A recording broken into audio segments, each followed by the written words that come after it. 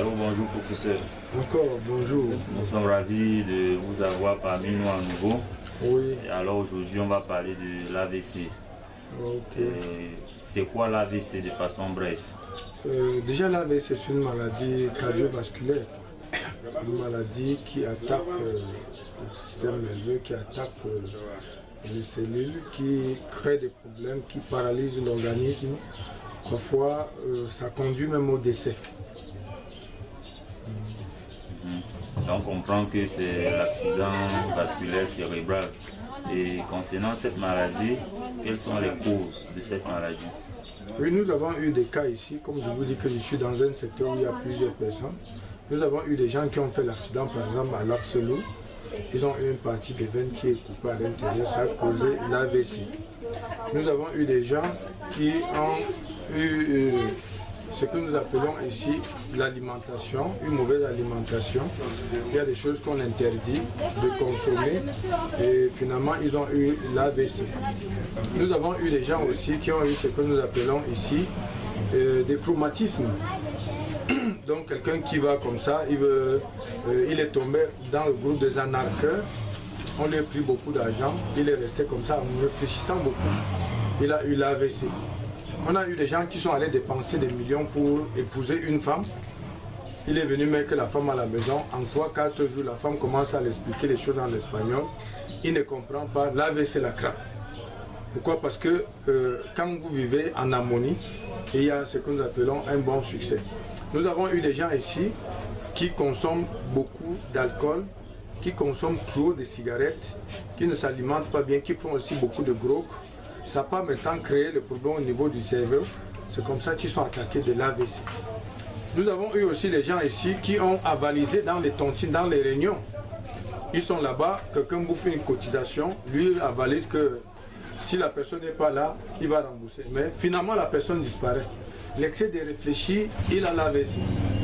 Nous avons eu des gens ici qu'on a effrayés, il a des problèmes au niveau de la gendarmerie, du parquet. Il panique. C'est comme ça que ça peut créer des problèmes au niveau des cellules. Il tombe, il a l'AVC.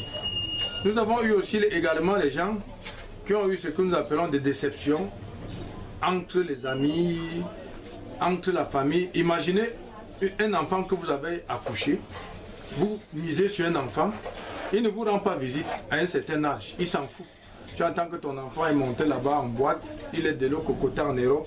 Il vit là-bas avec d'autres femmes. Toi, tu es à la maison, tu as manqué 1 kilo. 1 kilo de riz, même pour sauter sans huile. Pendant que ton enfant s'en fout.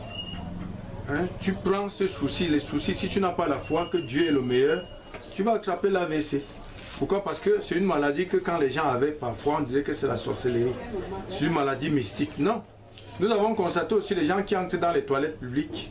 Ils entrent même dans les toilettes, ils se mettent à bavader. Pourquoi? Parce que même dans les toilettes, il y a ce que nous appelons ici en islam, dans la médecine prophétique, les djinns. Les djinns, c'est les esprits. Quand vous êtes entouré des esprits, c'est pour ça qu'il y a des doigts. Les doigts, ça veut dire qu'il y a des paroles clés qu'on a enseignées dans la religion, qu'il faut dire quand vous entrez dans les toilettes. Ou bien quand vous trouvez un coup d'eau. Ou bien quand il y a même parfois vous entrez même dans le marché. Donc il y a certains djinns qui peuvent te renverser à la toilette. Tu es en pleine toilette, quand tu te laves, tu te retrouves déjà au sol, que le djinn t'a jeté au sol. C'est pour ça que dans la médecine prophétique, il y a beaucoup de secrets que beaucoup de gens n'ont pas connus. Ok docteur, on comprend que l'AVC, il y a l'état psychologique et mental. Et quelles sont donc les manifestations, les symptômes de cette maladie-là? Oui, alhamdoulilah, pour cette question c'est très important. Quand quelqu'un a l'AVC, quand il fait déjà l'AVC, il va dans ce que nous appelons un petit coma. Vous allez voir la bouche qui va se tordre, parfois les yeux. Vous voyez le côté blanc, le côté noir disparaît et il tombe dans un coma. Et quand il revient, il est toujours fatigué. Et parfois il ne parle même plus, la voix est partie. Il fait plutôt des signes. Il peut faire des signes. Et c'est comme ça que même écouter, ça tape même les oreilles. Ça tape, il vous voit, vous êtes là comme ça, flou, tout ce qu'on parle, il ne comprend pas. Il est déjà dans les phases de l'AVC. Et si on n'a pas de technique, pour le ramener, vous allez voir le côté de son corps qui commence à s'amincir, à s'amaigrir. Vous allez voir, et ça paralyse même le côté droit. Parfois il marche, il tire le pied au sol, il trimballe le pied. Et si celui-là n'est pas encadré, il n'a pas une famille qui peut lui remonter, ça s'empire. Ça s'empire, même marcher ne marche plus. Et c'est comme ça, dans quelques mois, vous entendez qu'il est décédé. Ok, docteur. Et dans vos laboratoires, quels sont les diagnostics que vous réservez aux patients de l'AVC? Oui, merci. C'est déjà une très bonne question. Dans nos laboratoires, quand les gens viennent, nous les demandons comment ils vivent, qu'est-ce qu'ils consomment, comment ils se comportent vis-à-vis de la famille. Et c'est pour ça qu'il faut constamment aller faire ces visites, faire ces examens, regarder la tension, contrôler l'alimentation et faire beaucoup de sport. Bon, il y a des malades qui viennent chez nous. Nous essayons de regarder les ongles, déjà on voit s'il a du sang. On essaie de regarder les lèvres, si c'est sec. On essaie d'ouvrir les yeux, on voit si celui-là est anémié. Et c'est passant par là, on lui pose des questions. Il y a d'autres qui viennent avec des examens. Ils ont déjà fait plusieurs examens. On voit que la tension est toujours élevée. Donc, nous causons avec le malade, on dialogue avec le malade. Pourquoi? Parce qu'il y a d'autres gens, quand ils vont faire des examens, et on n'a pas le temps de s'occuper d'eux. Donc, nous, on prend plus de temps, entrer en profondeur avec nos malades. Et leur donner des conseils, qu'est-ce qu'ils peuvent faire à la maison. Mais il y a certains malades ici qui sont sceptiques. Il est devant le médecin, il parle bien. Quand il sort dehors, il va recommencer le désordre à zéro. Nous ne pouvons pas mettre une caméra qui contrôle le malade. C'est à chacun sa conscience. On dit quand vous négligez votre corps, votre organisme, le retour, c'est parfois ces accidents de maladies cardiovasculaires qui subissent beaucoup de gens. Et nous avons eu des gens qui sont normaux, qui ont eu l'AVC. Vous voyez quelqu'un, il est là, il ne boit pas, il ne fume pas, il ne fait pas le désordre.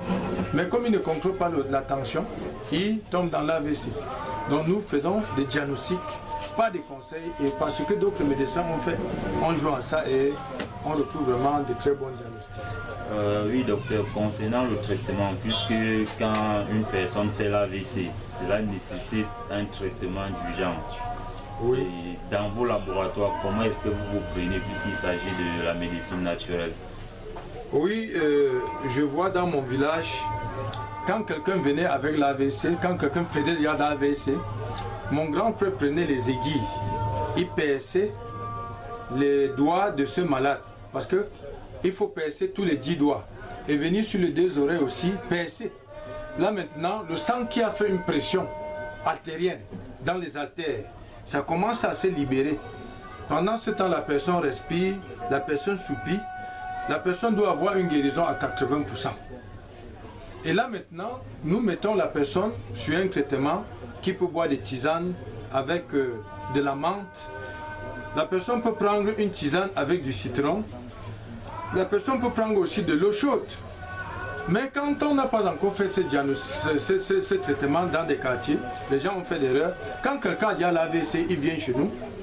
S'il n'a pas eu déjà un choc ou ça lui a déjà paralysé tout le corps, même si le corps est déjà paralysé, nous commençons encore au numéro 1 en lui donnant déjà les conseils. Nous venons au numéro 2 en changeant l'alimentation. Nous montons au numéro 3 en faisant ce que nous appelons des petits massages. Nous reprenons au numéro 4 maintenant, en lui mettant espoir qui va guérir. Et le numéro 5 maintenant, nous allons voir la famille, nous le mettons dans l'ambiance. Il commence à blaguer avec ses enfants, les gens viennent lui rendre visite. On ne parle même pas de sa maladie.